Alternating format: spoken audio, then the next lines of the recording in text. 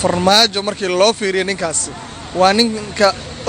dictatorship uga adag ayaa la dhihi karaa waayo gobolka waxyaabaha fara badan oo hadda uu ku soo kordhiyay iyo inta uu geystay wax badan inta uu geystay Siciid Deni waxaan arkaa doorashada uu soo taagay Soomaaliya inaanu munaasibna ku ahayn hogaaminna karin madaxweyne Deni oo waxa weeyaan ku dhawaaqay musharaxnimadiisa waxaan u arkaa aniga waxay la tahay inuu musharaxnimadaas ay tahay shimbirey oo heesa maadaama haddaan gadaal u fiirino madaxweyne Deni gobolka uu hadda uu ka yahay madaxweynaha markaan fiirino waxyaabaha uu ka qabtay inta yareed oo madaxweyne ka yahay waxaan dhihi karnaa farmaajo markii loo fiiriyo ninkaasi waa ninka dictatorship uga adag ayaa la dhihi karaa waayo gobolka waxyaabaha fara badan oo hadda uu ku soo kordhiyay iyo inta uu geystay wax badan inta uu geystay waayo dadkii dhammaan waxay noqdeen dad aanan hadli karin oo gambanayo kii asiga ka soo horjeedana waxay dantu ku qasabtay inuu Puntland ka soo cararo oo waxa weeyaan gobolada kale ku noolaado marka waxay la tahay madaxnimada uu shaaciyay inay tahay shimbirey oo hees ayaan dhihi karaa uusan u qalmin maanta inuu isu sharaxo madaxweyne Deni runtii markaan fiirino khibradda iyo inta aan ka aragnay madaxweyne Deni waxaan isleenahay inuu dalka gadaal u sii celiyo mooyee hore inuu soo wadi karin maadaama uu waxa weeyaan gobolka uu maamulka yahay uu gaarsii way heerkii loo baahnay maanta waxaan isleenahay inuu madaxweyne u soo istaago waa wax Soomaaliya ceeb ku ah ayaan dhihi karnaa nin kasta inuu soo haweysto marka waxaan leenahay qof kasta waxa fiican inaan backgroundkiisa dambe la akhriyo nin gobolkii maamuli waay Soomaaliya intaas dhan sida uu maamulaya marka waxaan isleenahay waxyaabaha nagu soo kordhay ayay ka mid tahay waxaan dhihi karnaa haduu soo istaagane oo qabsada ay dhacdane waxaan dhihi karnaa 4 sano dib u laabanay weeyaan haddii aan qiyaasay doorashada ninka lagu yiraahdo Siciid Deni Soomaalidu been way sheegtaa laakiin been ma mahdo waxaa la yidhi ninka geela loogu taag waaday ariga ninka ariga loogu taag waaday geela loo diray baa la yidhi Siciid Deni waxaan arkaa doorashada uu soo taagay Soomaaliya inaanu munaasibna ku ahayn hogaaminna karin aragtidaydoo ah Garowe iyo Boosaaso isaga koonto xabad kama dhicin intii yareedu hayena maanta xabadda isugu jirta waxana way dhinteen waxana way dhaawac waxana way darxumaysan yihiin barakaca ka daran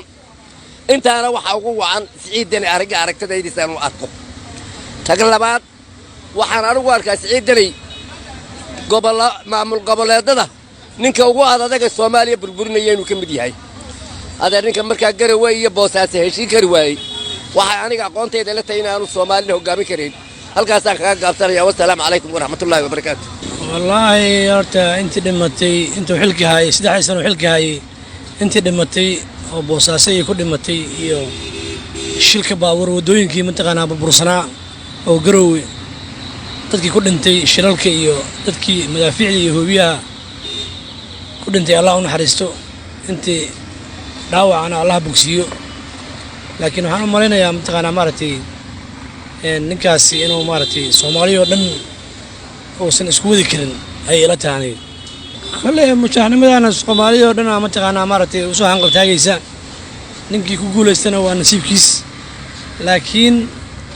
waxay mataqaanaa maartay kulay dadka xamar degan ayaa maartay dad mataqaanaa maartay wax ma garata ah ay u badan yihiin waxaad kala jeedaa dadka xamar degan ayaa ay wax ma garato waxaan kala jeedaa muxuu ahaa dad mataqaanaa maartay wanaag iyo xumaanta kala yaqaanaa ma baahaba maxay yeelay wadankan magaaladan Muqdisho ayaga mataqaanaa maartay dadka degan ayaa hayn jiray ayagii baan mataqaanaa maartay ayagii baan iska la yaacay marka nin kasta oo mataqaanaa maartay doqon ah inuu soo hunguriyeysto waa waxa iska cad oo waadax marka insha Allah marka anaga maartay doorashada qayb galayna insha Allah anagana meel saareen waxa mataqaanaa musharaxiintan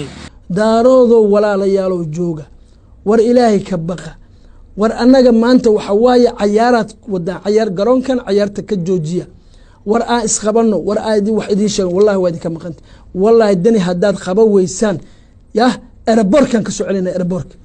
sababta oo aan ninka u nixi waaye bahdireed iyo bah dhul bahanta ninka isku wadi waaye ma 4.5 aan ugu keenaysan anaga oo idinka yeelina siisa hawiye waa dadka ugu aqliga badan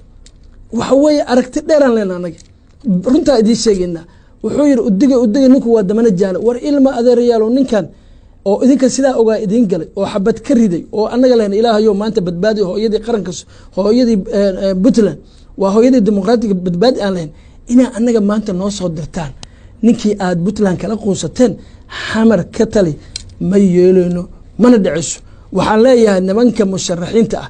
mudane xasan sheekh maxamuud nin sharaf badan oo wax soo qabtata sheekh shariif nin wanaagsan oo wax u qabatata wallahi abees inaad gurigan soo gali kar habarteeda ka dani codka ilaah baa ku siinay shalay ba ilaah ku siiyay xasan sheekh maxamuud iyo shariif ba iyo midkaan jooga hadda